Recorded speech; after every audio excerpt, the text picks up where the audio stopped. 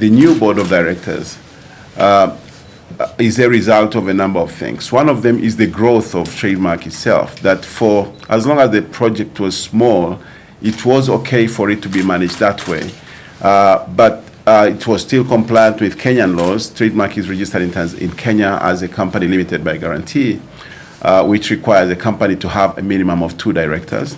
Nothing is said about them being independent, but being independent helps kind of separate shareholder or investor interests from company interests in the day-to-day oversight of the company's operations, as you know.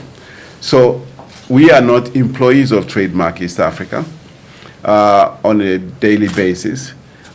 We are East Africans, meaning that we are actually interested in seeing this organization make as much of an impact as the money invested in it justifies. And as such, we think that we are best placed as an independent board.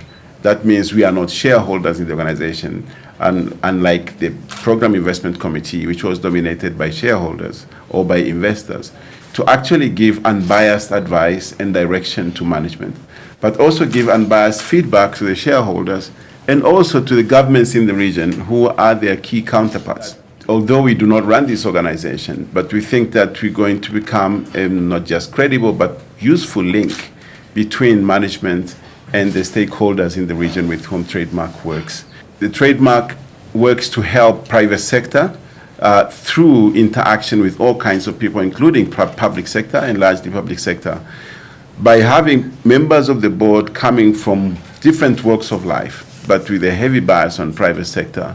We hope that we are really going to get real or add some serious reality to the work that TradeMark does. There is a lot of areas that need to be looked at, especially when it comes to contracting, expenditure, and so on.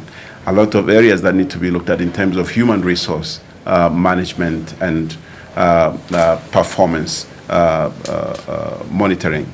There is a lot of issues around fundraising and engagement with donors and investors, engagement with governments in East Africa, with the East African community.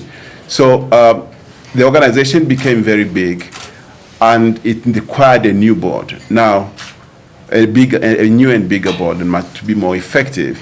And we took advantage of this opportunity to make sure that, okay, the board always has to be ideally independent, but we're just making that emphasis.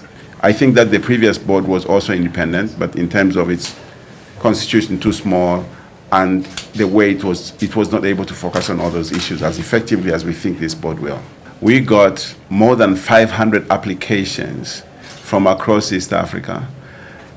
A process of selection that took several months before we settled on the 11 people that we picked, on the 10 people that we picked so far. So we knew that we needed certain skill sets in the board of directors. We need people who are conversant and maybe even, if possible, experts in project management and trade issues, trade laws, trade facilitation, people who bring business skills, people who bring social engagement skills, people who private sector competence, people who have worked with governments. So we wanted to have all those skills on the board of directors. And you can see now why we have also a sizable kind of board.